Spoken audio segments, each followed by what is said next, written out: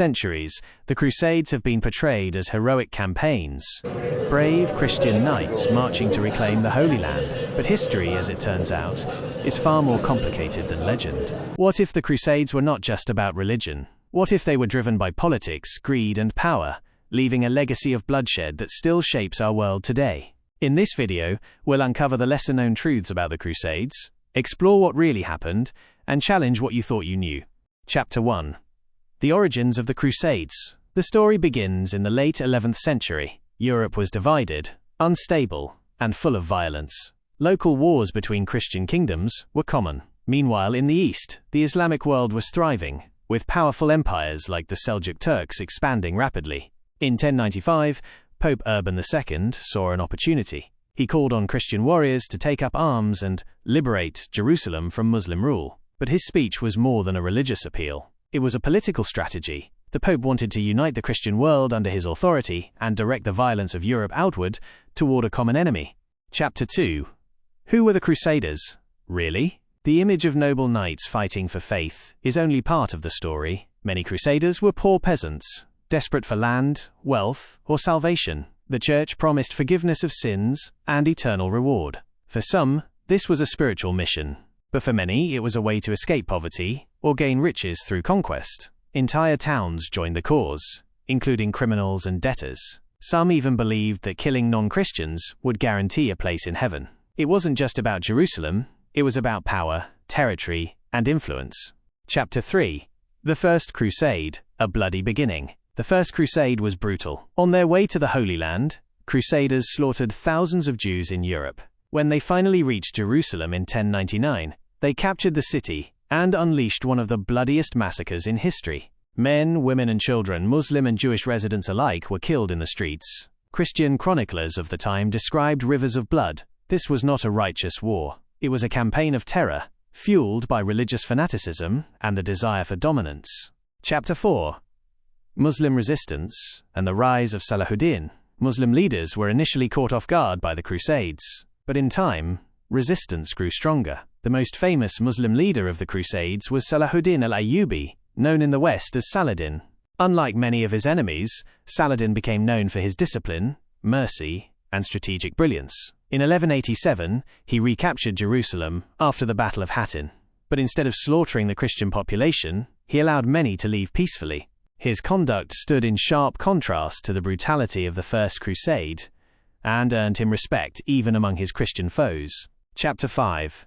The Later Crusades, politics over piety. After the success of the First Crusade, the Church launched several more campaigns, the Second, Third, Fourth, and beyond. But each new crusade became less about religious devotion and more about political games. Kings and emperors used the Crusades to expand their influence, settle scores, and gain power back home. The Fourth Crusade, in particular, exposed the true nature of these wars. Instead of marching to the Holy Land, Crusaders attacked the Christian city of Constantinople in 1204. They looted churches, destroyed sacred relics, and set the city on fire. It was Christian versus Christian, and profit over principle. Chapter 6. The role of the Catholic Church. The Crusades gave the Catholic Church immense power. Popes used the movement to assert control over monarchs, inspire fear, and enforce obedience. Crusade sermons painted Muslims as evil enemies of Christ, dehumanizing them in the eyes of European Christians. This narrative helped justify atrocities and reinforced the Church's dominance over both politics and belief. At the same time, the Church grew richer, collecting tithes and donations to fund holy wars. For many in power, the Crusades were a spiritual cause, but also a profitable business. Chapter 7. Economic motives and the merchant class. While soldiers fought in the deserts, merchants saw opportunity. Italian city-states like Venice and Genoa made fortunes transporting troops and goods across the Mediterranean. Crusader states in the Middle East became hubs for European trade. Luxury goods like spices, silk, and glass flowed back to Europe, creating new markets and wealth. Behind the scenes, money often mattered more than the mission. Crusading became a tool for economic expansion and commercial gain. Chapter 8. The impact on the Islamic world. The Crusades left deep scars across the Muslim world. Cities were burned, cultures destroyed, and families torn apart. Yet the Islamic world eventually recovered and pushed back. Muslim scholars and leaders documented the horror, and remembered it not as a clash of civilizations, but as an invasion. In some regions, the memory of the Crusades continues to shape attitudes toward the West, even today. It wasn't just a medieval war, it was a historical trauma with lasting echoes. Chapter 9. Jews and other minorities caught in between.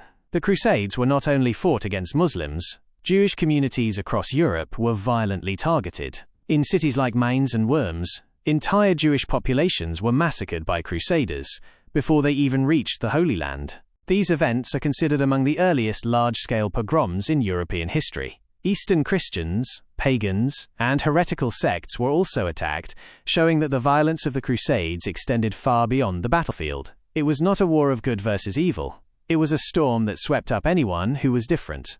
Chapter 10. The long-term consequences. The Crusades did not achieve their ultimate goal. The Holy Land changed hands several times, but no lasting Christian kingdom remained. However, the effects of the Crusades rippled through history. They contributed to the decline of feudalism and the rise of centralized monarchies in Europe.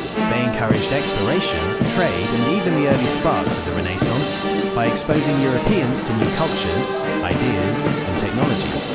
But they also deepened religious divisions and set the stage for centuries of conflict between the Christian and Muslim worlds. Chapter 11.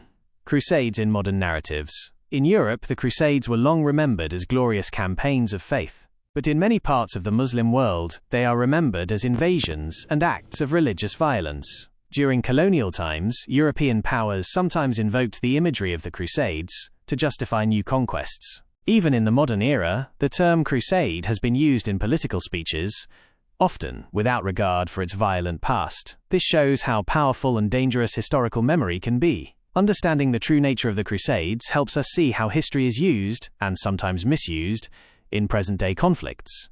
Chapter 12. What history books often leave out. Traditional school curricula in the West often present a one-sided view of the Crusades. They highlight Christian bravery, but downplay the massacres, motivations, and Muslim perspectives. Many textbooks omit the attacks on Jews, the sacking of Christian cities, or the political corruption involved. This creates an incomplete picture, one that glorifies war without questioning its causes or consequences. To truly learn from history, we must be willing to confront uncomfortable truths. Conclusion.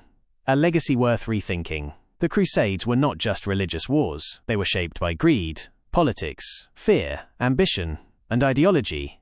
Just like many modern conflicts, they left behind a world changed forever, filled with stories of both cruelty and courage. By revisiting the dark truths behind the Crusades, we gain not only historical knowledge, but a deeper understanding of how belief, power, and violence often intertwine. Only through honest reflection can we prevent history from repeating itself.